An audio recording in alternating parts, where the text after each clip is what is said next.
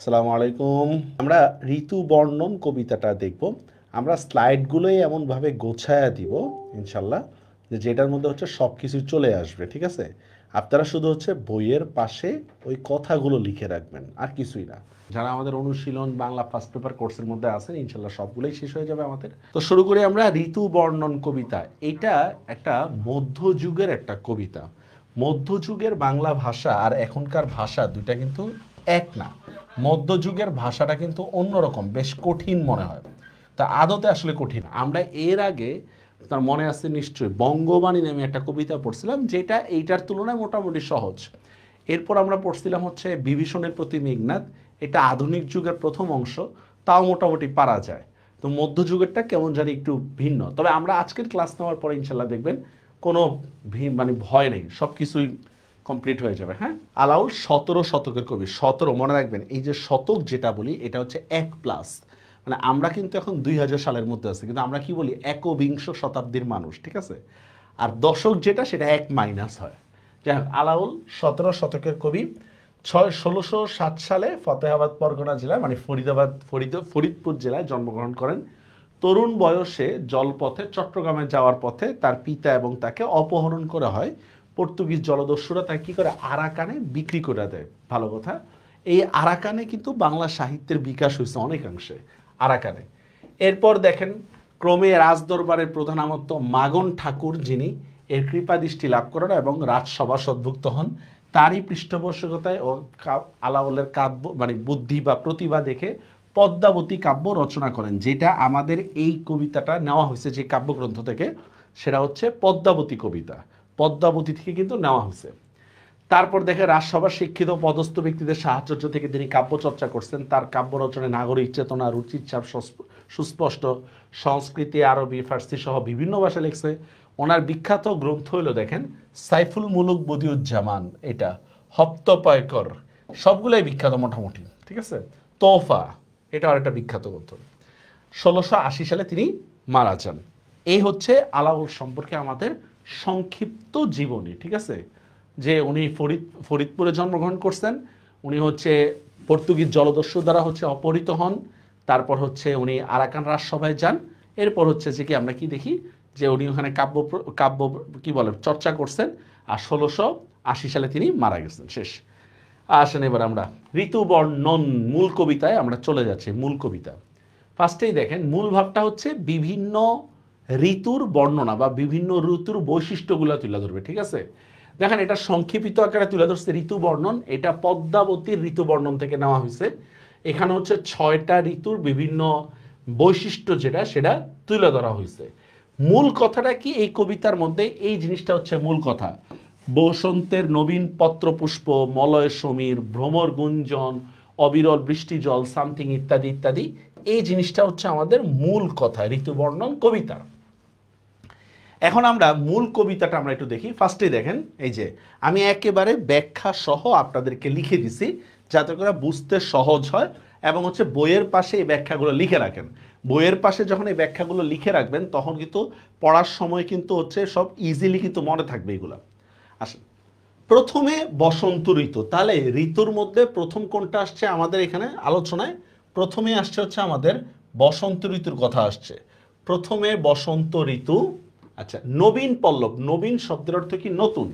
পল্লব শব্দের অর্থ কি? পাতা। মানে প্রথমেই বসন্ত ঋতুর বর্ণনা করতেছি প্রথমেই। তো বসন্ত ঋতুর বৈশিষ্ট্যটা কি? এখানে হচ্ছে এই গাছে গাছে নতুন পাতা দেখা দেয়। বসন্ত ঋতুর শুরুতে কি গাছে গাছে নতুন পাতা দেখা দেয়, ঠিক আছে? এটাই বলতেছে, এখানে নতুন পাতার আগমন দেখা দেয় বা নতুন পাতা হয়। আর এই জিনিসটা হচ্ছে কি জানেন, বসন্তের সজীবতা বাড়ায় দিল। সজীবতা মানে বুঝেন, ফ্রেশনেসটা বাড়ায় তোলে। গাছের পাতা, নতুন নতুন পাতা গজায়, দেখতে ভালো লাগে, এটাই বলতেছে। দেখেন, প্রথমে বসন্ত ঋতু, নবীন পল্লব, দুই পক্ষ। পক্ষ মানে হচ্ছে কাল। এখানে পক্ষ মানে হচ্ছে কাল, আমরা জানি, কিন্তু এখানে পক্ষ বলতে বোঝাচ্ছে শীত ও গ্রীষ্ম, দুই পক্ষ। শীতকাল ও গ্রীষ্মকাল। শীতকাল ও গ্রীষ্মকাল। আপনি যদি বলেন গ্রীষ্মকাল ও শীতকাল তাহলে কিন্তু ভুল হবে, কারণ গ্রীষ্ম ও শীতের মাঝামাঝিতে বসন্ত নাই, শীত এবং গ্রীষ্মের মাঝামাঝিতে বসন্ত। কথাটা কি বুঝতে পারছেন? এটাই বলতেছে দেখেন, দুই পক্ষ আগে পাছে, বসন্তের আগে পিছনে কি কি আছে? শীতকাল ও গ্রীষ্মকাল আছে। দুই পক্ষ আগে পিছে, মধ্যে সুমাধব। সুমাধব মানে কি? মাধব মানে বুঝছেন তো, মাধব বা মোহনীয় টাইপের, সু মানে সুন্দর, মোহনীয়তা তৈরি করে বা আকর্ষণ তৈরি করে।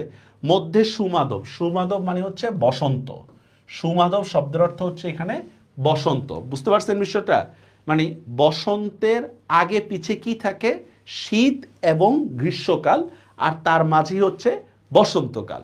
আর এই জিনিসটা কি করে দেখেন, প্রকৃতিটাকে সুমধুর করে তোলে বা সুরুচিপূর্ণ করে তোলে প্রকৃতিটা। দুই পক্ষ আগে পাছে, মধ্যে সুমাধব। মলয়া সমীর, সমীর শব্দের অর্থ হচ্ছে বাতাস, সমীর। আর মলয়া মানে হচ্ছে কি দক্ষিণা। মলয়া যেমন আপনাদের বলতে একটা জায়গায় আছে, দক্ষিণা সমীর তার গন্ধে গন্ধে হয়েছে কি অধীর আকুল, আছে না একটা জায়গায় এরকম। মলয়া সমীর মানে দক্ষিণা বাতাস, হইলা, হইল মানে হলো, দক্ষিণা বাতাস হলো প্রেমের, কামের পদাতি, কাম মানে প্রেম, কাম মানে হচ্ছে বুঝাচ্ছি আমরা প্রেম, পদাতি মানে হচ্ছে দূত, তাহলে প্রেমের দূত মানে কি? দক্ষিণা বাতাস মানুষের মনে প্রেম জাগিয়ে তোলে। কথাটা কি বুঝতে পারছেন? বা দক্ষিণা বাতাসকে প্রেমের দূত বলে কল্পনা করা হইতেছে। দক্ষিণা বাতাস কি? মানুষের মনে প্রেম জাগিয়ে তোলে, অথবা দক্ষিণা বাতাস কি? প্রেমের দূত। বুঝা গেছে বিষয়টা? মলয়া সমীর হইলা, হইলা মানে হলো, দক্ষিণা বাতাস হলো কামের পদাতি মানে প্রেমের দূত। সোজা বাংলায় বলতে গেলে দক্ষিণা বাতাস মানুষের মনে প্রেম বাড়িয়ে তোলে বা প্রেম জাগিয়ে তোলে। মুকুলিত, মুকুলিত মানে বুঝেন? মুকুল মানে হচ্ছে ফুলে ফলে ভরে যাওয়া। মুকুল মানে বুঝছেন না, আমের মুকুল তো দেখছেন। আমরা মুকুল বলতে শুধু এখানে ফুল ধরবো না, আমরা মুকুল বলতে ফুলও ধরবো, ফলও ধরবো। যেই যেই গাছগুলোর ফল হয় না, সেগুলোর তো কিছু না কিছু ফলের বোটা টাইপের বা ছোট কিছু কলি টাইপের হয়, সেই বিষয়গুলো এখানে বলতে ছোট ছোট অবস্থায়। মুকুলিত কইল, কইল মানে করলো, মানে ফুলে ফুলে ভরে যাওয়া, ফুলে ফলে ভরে যাওয়া, এটা বলতেছে। মুকুলিত কইল তবে বৃক্ষ বনস্পতি। আচ্ছা, বনস্পতি বৃক্ষ বলা হয় হচ্ছে যার ফুল হয় না, এটাই বলতেছে। যে গাছগুলোর ফুল হয় না এটাকে বলা হচ্ছে কি? বনস্পতি। তো এখানে বলতেছে কি? মুকুলিত কইল বৃক্ষ বনস্পতি, মানে গাছ এবং উদ্ভিদগুলোর মধ্যে কি মুকুলে মুকুলে ভরে যায়। গাছ ও উদ্ভিদের মধ্যে কি মুকুলে মুকুলে ভরে যায়। কোন সময় ভরে যায়? এই বসন্তকালে ভরে যায়। বুঝতে পারছেন বিষয়টা? বুঝতে পারছেন? মুকুলিত কইল তবে বৃক্ষ বনস্পতি, গাছ ও ফুল, গাছপালা ও উদ্ভিদ কি মুকুলে বা ফুলে ফলে ফলে ফলে ভরে যায়, মুকুলে মুকুলে ভরে যায়। কুসুমিত, কুসুমিত মানে হচ্ছে, কুসুম মানে কি? পুষ্প মানে ফুল, কুসুমিত মানে হচ্ছে ফুলে ফুলে ভরে যাওয়া। কুসুমিত কিংসুক, কিংসুক মানে কি? পলাশ ফুল। সঘন মানে হচ্ছে ঘন হয়ে যায়, সঘন মানে ঘন হয়ে যায়। বন লাল, তাহলে অর্থটা কি হচ্ছে দেখেন, পলাশ ফুলের ঘন বা ঘন পলাশ ফুলের কারণে, ঘন, এই দেখেন ঘন পলাশ ফুলের কারণে বন লাল হয়ে ওঠে। ঘন পলাশ ফুলের কারণে কি বন লাল হয়ে ওঠে, মানে মনোমুগ্ধকর পরিবেশের কথাটা বলতেছে। দেখেন এই যে কুসুমিত মানে কি? ফুলে ফুলে ভরে গেছে। কিংসুক মানে হচ্ছে পলাশ ফুল, সঘন মানে ঘন হয়, বনলাল মানে বনলাল। তার মানে কি? ঘন পলাশ ফুলের কারণে বন লাল হয়ে যায়। বুঝা গেছে বিষয়টা? বন লাল হয়ে যায়। আচ্ছা, তারপর দেখেন পুষ্পিত সুরঙ্গ। সুরঙ্গ শব্দের অর্থ হচ্ছে শোভনীয়। স্যার এটা কিন্তু সুরঙ্গ না, এটা সুরঙ্গ মানে শোভনীয় বা মনোমুগ্ধকর, যেটাকে আমরা বলি। পুষ্পিত সুরঙ্গ। মল্লী মানে হচ্ছে বেলি ফুল, মল্লী শব্দের অর্থ হচ্ছে বেলি ফুল। লবঙ্গ চিনেন তো, এক ধরনের মশলা, লবঙ্গ, এটাও কিন্তু এক ধরনের মশলা বা দেখতে কিন্তু অন্যরকম লাগে। আর হচ্ছে গুলাল, গুলাল মানে কি বলেন তো? যে আবির যেটাকে আমরা বলি, বা গুড়া রং যেটা আছে না, এটাকে বলে হচ্ছে গুলাল। তাহলে অর্থটা কি হচ্ছে দেখেন, আবার শব্দের অর্থ বলতেছি। পুষ্পিত মানে হচ্ছে ফুলে ফুলে ভরে গেছে, সুরঙ্গ মানে হচ্ছে শোভনীয় হয়ে উঠেছে, মল্লী মানে হচ্ছে বেলি ফুল, লবঙ্গ গুলাল, লবঙ্গ হচ্ছে মশলা, গুলাল মানে হচ্ছে আবির বা গুড়া রং। তাহলে পুরাটা অর্থ হচ্ছে দেখেন, বেলি ফুল, লবঙ্গ ও রঙিন আবিরের সাজে প্রকৃতি নতুন রূপ ধারণ করে। এই যে প্রকৃতি নতুন রূপ ধারণ করে, এটা কিন্তু আমার এই লাইনের মধ্যে নাই। এটা আমরা মানে হচ্ছে কি মানে কি বলতেছে, এটা অর্থ মিলানোর জন্য আমরা বলতেছি ঠিকই। বেলি ফুল, এই দেখছেন মল্লি ফুল, বেলি ফুল, লবঙ্গ, এই যে লবঙ্গ ও রঙিন আবিরের সাজে, ঠিক আছে, প্রকৃতি নতুন রূপ ধারণ করে। বেলি ফুল, লবঙ্গ ও রঙিন আবিরের সাজে প্রকৃতি নতুন রূপ ধারণ করে। তারপর দেখেন ভ্রমরের ঝংকার, মানে ভ্রমরের গুঞ্জন শোনা যায়। বর্ষাকাল আসলে ভ্রমরের গুঞ্জন শোনা যায়, এটাই বলতেছে। ভ্রমরের ঝংকার, কোকিল কলরব, কোকিলের ডাকও শোনা যায়। বর্ষাকাল আসলে একদিকে ভ্রমরের গুঞ্জন শোনা যায়, আবার কি কোকিলের ডাকও শোনা যায়। শুনিতে যুবক মনে, মানে এই যে ভ্রমরের ডাক ও কোকিলের কলরব, এটা শুনতে যুবক মনে জাগে অনুভব। অনুভব মানে এখানে প্রেম বা ভালোবাসা, বুঝতে পারছেন? এখানে প্রেম বোঝাচ্ছে। ভ্রমরের ডাক ও ভ্রমরের গুঞ্জন ও কোকিলের ডাক শুনে মনে প্রেম জাগে। কথাটা কি বুঝতে পারছেন? ভ্রমরের ঝংকার, কোকিল কলরব, শুনিতে যুবক মনে জাগে অনুভব। এটা বলতেছে দেখেন, ভ্রমরের গুঞ্জন ও কোকিলের ডাক শুনে কি যুবক মনে কি প্রেম জাগে। নানা পুষ্পমালা গলে পড়ে হরষিত। নানা পুষ্পমালা, পুষ্পমালা মানে বুঝেন ফুলের মালা, ফুলের মালা। গলে মানে কি গলায়। নানা পুষ্পমালা গলে বড় হর্ষিত। হর্ষিত শব্দের অর্থ হচ্ছে আনন্দিত। হর্ষিত শব্দের অর্থ হচ্ছে আনন্দিত। তাহলে অর্থটা কি হচ্ছে বলেন তো? মানে নানান পুষ্পের মালা পড়ে বা ফুলের মালা গলায় পড়ে আনন্দ প্রকাশ করা হয়। বর্ষাকাল আসলে ফুলের মালা গলায় পড়ে কি করা হয়? আনন্দ প্রকাশ করা হয়, ঠিক আছে। নানা পুষ্পমালা গলে পড়ে পড়া হর্ষিত। বিচিত্র বসন, বসন শব্দের অর্থ কি বলেন তো? পোশাক। বিচিত্র বসন, বসন শব্দের অর্থ হচ্ছে কি পোশাক। বিচিত্র বসন অঙ্গে, মানে পোশাক, বিচিত্র ধরনের পোশাক আমরা পরি। বর্ষাকাল আসলে অনেক নতুন নতুন জামা কাপড় পরা হয়, এটাই বলতেছে দেখেন। বিচিত্র বসন, বসন মানে বিচিত্র বসন আমরা পরি। অঙ্গে চন্দন চর্চিত, অঙ্গ মানে কি শরীর, চন্দন চর্চিত মানে এখানে চন্দন চর্চা করে, মানে সাজগোজ করে। মানে নানা ধরনের পোশাক আমরা পরি এবং কি অনেক সাজগোজ করি বসন্তের সময়। বোঝা গেছে বিষয়টা? নানান পোশাক পরি এবং কি অনেক সাজগোজ করি। বাংলা দ্বিতীয় পত্রের কোর্স তো এটা না, হ্যাঁ, বাংলা দ্বিতীয় পত্রের কোর্স তো আলাদা, বাংলা দ্বিতীয় পত্রের। আর এখানে এইটার বলার কি আছে? আপনি জানেন না কোনটা কোন কোর্স? একটু বুঝতে পারছেন? বর্ষাকালের ইয়াটা বুঝতে পারছেন? নানা পুষ্পমালা, নানান ফুলের মালা গলায় পড়ে হর্ষিত। হর্ষিত মানে হচ্ছে আনন্দিত। নানান পুষ্পের মালা গলায় পড়ে কি খুব আনন্দ পাই আমরা। আর কি বিচিত্র বসন, নানা ধরনের আমরা পোশাক আশাক পরি। অঙ্গে চন্দন চর্চিত, চন্দন চর্চিত মানে সাজগোজের উৎসব। চন্দন মানে শরীরে কি করে? সাজগোজ, চন্দন দিয়ে সাজগোজ করে। ওকে, এরপর দেখেন নিধাগ সময়। নিধাগ মানে গ্রীষ্মকাল। যেমন আমাদের একটা লাইন আছে, বলতে পারেন আপনারা, আমি আকুল নিধাগ টিয়াসা, মনে আছে? আমি আকুল নিধাগ টিয়াসা, যেটা বিদ্রোহী কবিতার মধ্যে আছে। নিধাগ সময়ে মানে গ্রীষ্মকালের সময় অতি প্রচণ্ড তপন, তপন মানে সূর্য।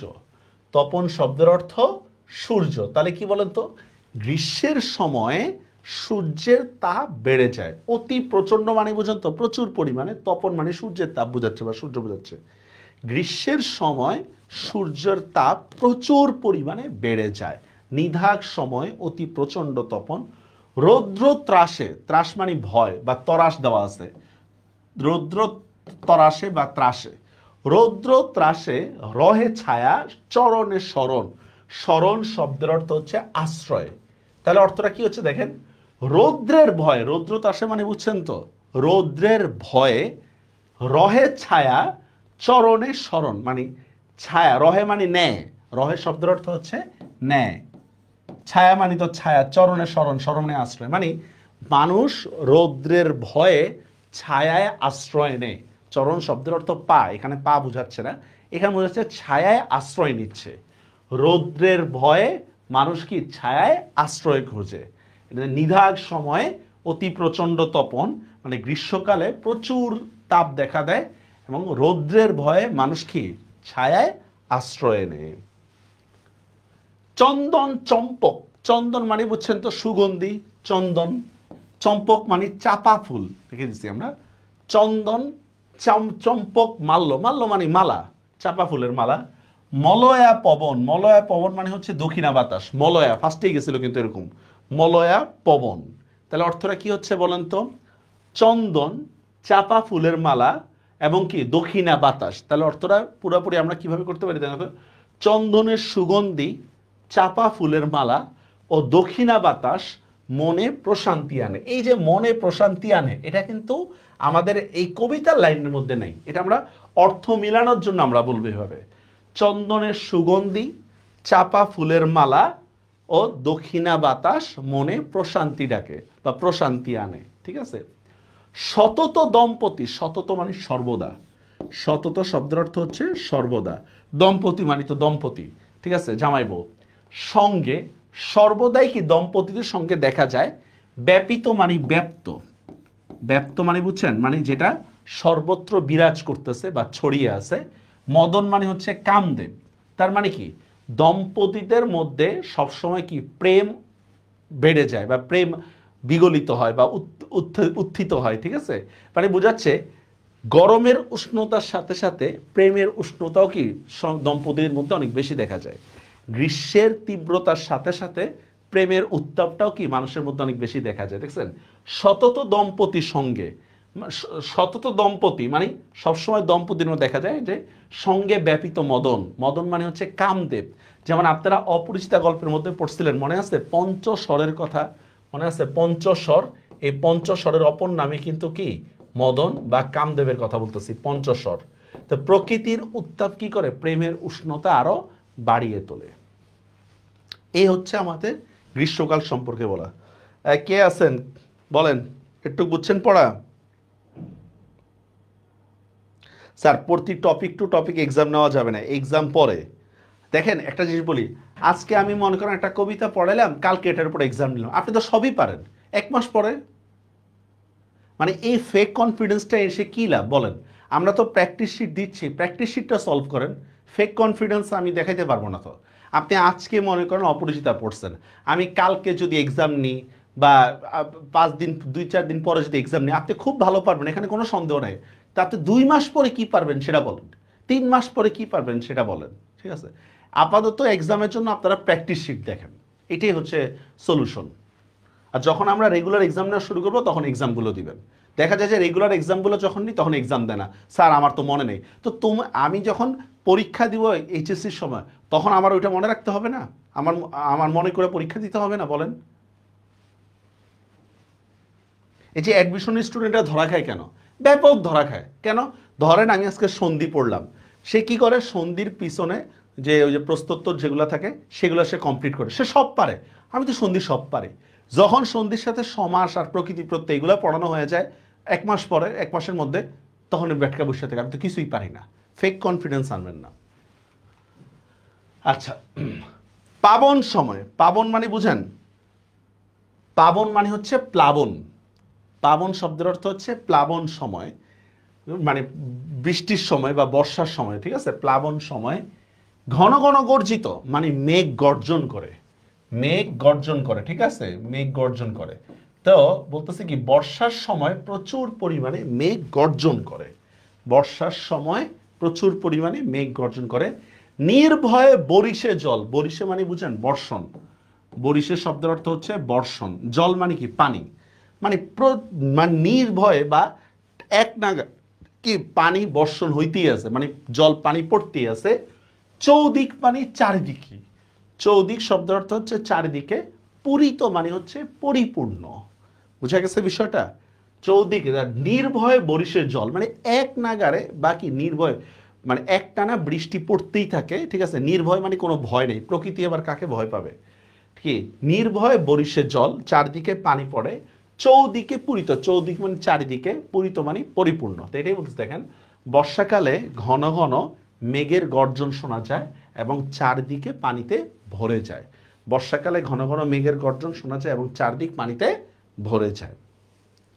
ঘোর শব্দে কৈলাসে, কৈলাস হচ্ছে হিমালয়ের একটা চূড়া, হিমালয়ের একটা চূড়া। এখন দেখেন হিমালয় হচ্ছে একটা নির্জনতম একটা জায়গা, ওইখানে যা যদি আপনি গান গান উচ্চাঙ্গ সঙ্গীত গান, কেমন হবে না? পুরা হিমালয় কেঁপে উঠবে না? কি বলেন? ঠিক বর্ষাকালের মধ্যে বৃষ্টির আওয়াজ শুনে মনে যেন কাইপা উঠে মানুষ, এই টাইপের বলতেছে। হিমালয়ের আওয়াজ শুনে যেমন মানুষ কি কেঁপে উঠে, হিমালয়ের মধ্যে গান গেলে যেমন হিমালয় কেঁপে উঠবে, বর্ষাকালের বৃষ্টির আওয়াজটাও কি এরকমভাবে সব যেন কাঁপায়া তোলে, বৃষ্টি বা বজ্রপাত এগুলোর কথা বলতেছে। দেখেন ঘোর শব্দে কৈলাসে মল্লার রাগ, মল্লা হচ্ছে একটা, মল্লার রাগ গায়ে, গায়ে মানে গায়ে, আর মল্লার রাগ মানে হচ্ছে উচ্চাঙ্গ সঙ্গীতের একটা ধারা, উচ্চাঙ্গ সঙ্গীত, ঠিক আছে? তো এইটাই আমরা বলতেছি। দেখেন কি বলতেছি, দেখেন বৃষ্টির ধারা যেন কি মল্লার রাগের মতো বা সুরের মতো কি হিমালয়কে কাঁপায় তোলে, বুঝতে পারছেন? মানে বৃষ্টির ধারা যেন কি মল্লার রাগ বা উচ্চাঙ্গ সঙ্গীর মতো হিমালয়কে কাঁপায় তোলে, ঠিক আছে? এখানে বৃষ্টির শব্দ হচ্ছে আপনার বজ্রপাতের শব্দ বলি না আমরা, এটা হলে আরো বেটার হয়, যে চারদিকে শুনশান নীরবতার কারণে বৃষ্টির শব্দ যেন মনে হয় কি হিমালয় পর্বতে গান গাওয়া মালাহার, মালাহার মানে উচ্চাঙ্গ সঙ্গীত, মালহার। দাদুরি, দাদুরি আবার বলতেছি, ঘোর শব্দে কৈলাসে মল্লার রাগ গায়ে, হিমালয়ে বসে যদি আপনি উচ্চাঙ্গ সঙ্গীত গান, সেটার যে শব্দ হবে বৃষ্টির ধারাটা যেন এরকমভাবে এই শব্দটাই করতেছে, বৃষ্টির ধারাটা যেন তেমন শব্দই করতেছে। দাদুরি, দাদুরি মানে স্ত্রীব্যাং, দাদুরি। শিখিনী মানে ময়ূরী, দাদুরি শিখিনী রব, রব মানে ডাক, রব শব্দের অর্থ ডাক, মানে ময়ূর এবং ব্যাঙের ডাক। অতি মন ভায়ে, ভাই মানে হচ্ছে ভাব জাগায়, মানে ব্যাঙ ও ময়ূরীর ডাক কি মনে ভাব জাগায়। বর্ষাকালে ব্যাঙের ডাক ও ময়ূরীর ডাক কি মনে ভাব জাগায়, ঠিক আছে? হচ্ছে দাদুরি শিখিনী রব অতি মন ভায়ে, মানে ব্যাঙ ও ময়ূরের ডাক কি মনে ভাব জাগায়। কীটকুল রব পুরি, কীটকুল মানে হচ্ছে কীট পতঙ্গ, কীট পতঙ্গ, ঠিক আছে? যত কীট পতঙ্গ আছে, কীটকুল রব, রব মানে ডাক, ডাক শব্দ মানে কীট পতঙ্গের ডাক। পুনি মানে পুনরায়, পুনি শব্দের অর্থ হচ্ছে পুনরায়, বারবার শোনা যায়, মানে বারবার এটা বলতেছে। কীটকুল রব পুনি ঝংকারে ঝংকারে, মানে কীট পতঙ্গের আওয়াজ বারবার শোনা যায়, বুঝতে পারছেন? কীট পতঙ্গের আওয়াজ বা ঝংকার কি বারবার সুর করে ডাকে বা বারবার শোনা যায়। শুনিতে যুবক চিত্ত, যুবক চিত্ত মানে যুবকের মন, হর্ষিত ডরে, মানে এই কীট পতঙ্গের আওয়াজ শুনে যে কোনো যুবকের মন, হর্ষিত মানে হচ্ছে আনন্দিত, আর ডর মানে হচ্ছে ভয়। বুঝা গেছে বিষয়টা? কি বলতেছে, শুনিতে যুবক চিত্ত হর্ষিত ডরে, মানে প্রকৃতির সুর শুনে কি মনে আবেগ ও রহস্য তৈরি করে, প্রকৃতির সুর কি করে মনে আবেগ ও রহস্য তৈরি করে, বা আমরা বলতে পারি ভয় তৈরি করে, ঠিক আছে? হঠাৎ করে পোকার ডাক বা এগুলা যেমন একদিকে আনন্দ দেয় প্রকৃতির সুর, আবার কি একটা ভয়ও জায়গায় বা রহস্য জায়গায়, ঠিক আছে? ব্যাঙের ডাক, সাপ কামড়াইতে পারে, বা অন্য কোনো মানে হচ্ছে কেউ না কোনো একটা বিপদ হইতে পারে, সামথিং এই বিষয়গুলো, বা পানিতে পড়ে যেতে পারেন, এটাও একটা কথা। কীটকুল রব পুনি ঝংকারে ঝংকারে, কীট পতঙ্গের ডাক বা কীট পতঙ্গের শব্দ বারবার শোনা যায়, শুনিতে যুবক চিত্ত হর্ষিত ডরে, এটা শুনে কি যুবকের মনকে আনন্দিত হয়, আবার কি ভয় পায়। আইলো শারদ ঋতু, শারদ মানে বুঝেন শরৎ, শরৎ। আইলো শারদ ঋতু নির্মল আকাশ, নির্মল আকাশ মানে কি আকাশে কোনো মেঘ নাই, শরৎ ঋতুতে আকাশে কোনো মেঘ থাকে না, এটাই বলতেছে। আইলো শারদ ঋতু নির্মল আকাশ, দোলায় চামর কেশ কুসুম বিকাশ, কুসুম মানে ফুল, ফুলের বিকাশ, ঠিক আছে? মানে ফুলগুলো যেন বিকাশ মানে হচ্ছে কি বলে উদ্ভাসিত বা উচ্ছ্বসিত এই টাইপের। দোলায় মানে দোলে, দোলায় শব্দের অর্থ হচ্ছে দোলে। তাহলে অর্থটা কি হচ্ছে দেখেন, আইলো শারদ ঋতু নির্মল আকাশ, দোলায় চামর কেশ কুসুম বিকাশ। চামর কেশ মানে হচ্ছে গরুর লেজ বা নরম চুল বলে এটাকে, ঠিক আছে? গরুর পুচ্ছ, বা আমরা অনেকটা কাশফুলের সাথে অনেকটা মিলে কাশফুল, ঠিক আছে? চামর কেশ মানে নরম চুল, মানে হচ্ছে দেখেন শীতকালে বা বর্ষাকালে তো বাতাস অনেক ভারী থাকে, তেমন একটা বাতাস পাওয়া যায় না, সারাক্ষণ বৃষ্টি। তো শরৎকালে বাতাসটা একটু হালকা হয়ে যায়, তো এই হালকা হইলে আপনার যে কি বলে এটাকে ফুল টুল যে এরকম দোলে না গরুর লেজের মতো একটুখানি ইয়া করে, এই দোলাকে বলা হচ্ছে চামর কেশ। কি বলা হচ্ছে দেখেন, দোলায় চামর কেশ কুসুম বিকাশে, ফুলগুলো যেন গরুর লেজের মতো হালকা দুলে। ফুলগুলো যেন গরুর লেজের মতো হালকা দুলে। কি বোঝাচ্ছে এখানে, যে শরতের হালকা বাতাস ফুলগুলা কি গরুর লেজের মতো দুলতেছে। শরতের হালকা বাতাসে কি ফুলগুলো গরুর লেজের মতো দুলতেছে, এটাই বলতেছে। তবে এটা কাশফুলের সাথে অনেকটা মিলে আর কি। নবীন খঞ্জন, খঞ্জন হচ্ছে এক ধরনের পাখি, ধরেন ওয়ান কাইন্ড অফ চড়ুই পাখির মতো খঞ্জন। নবীন খঞ্জন দেখি বড়ই কৌতুক, মানে পাখির চঞ্চলতা দেখে না মনে ভাল লাগে। নবীন খঞ্জন, ঠিক আছে, পাড়ায় হ্যাঁ বড়ই কৌতুক, দেখেন পাখির চঞ্চলতা দেখে কি বড়ই কৌতুক, কৌতুক মানে আনন্দ, ভাল লাগে, চড়ুই পাখির মতো আর কি। পাখির চঞ্চলতা দেখে কি মনে বড়ই আনন্দ লাগে। উপজিত, উপজিত মানে উৎপন্ন বা উপস্থিত অর্থ আছে, উপস্থিত। উপজিত যামিনী, যামিনী মানে রাত, দম্পতির মনে সুখ, মানে রাত্র যেন দম্পতির মনে সুখ এনে দেয়। রাত্র যেন দম্পতির মনে সুখ এনে দেয়, এটাই বলতেছে। দেখেন উপজিত যামিনী দম্পতি মনে সুখ, রাত্র যেন দম্পতির মনে সুখ এনে দেয়। বুঝা গেছে বিষয়টা। নবীন খঞ্জন দেখি বড়ই কৌতুক, মানে পাখির চঞ্চলতা দেখে মনে খুবই ভাল লাগে, আর শরতের রাত্র যেন কি দম্পতির মনে সুখ আরো বাড়িয়ে দেয়। প্রবেশে হেমন্ত ঋতু শীত অতি যায়। হেমন্ত ঋতু আসলে, প্রবেশে মানে আসলে, ঠিক আছে, প্রবেশ মানে হচ্ছে আসলে বা প্রবেশ করলে, যাই বলি না কেন, প্রবেশে বা এলে, আসলে না বলে এলে দিই, হ্যাঁ, তাহলে আসলে দিয়ে আবার ঝামেলা পড়বেন আপনারা, এটা ভুল।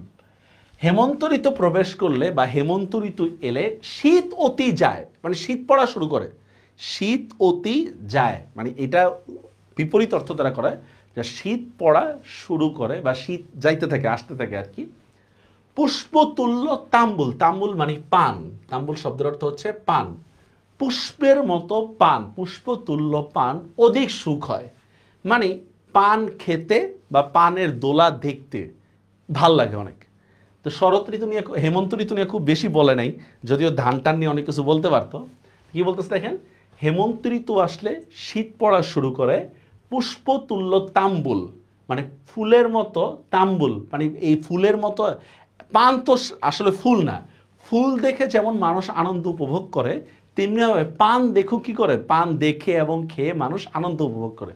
পুষ্পতুল্য তাম্বুল অধিক সুখ হয়, মানে পানের লতা দেখে ও খেতে আনন্দ অনুভব করে, যেমনটা আমরা ফুল দেখে আনন্দ অনুভব করি।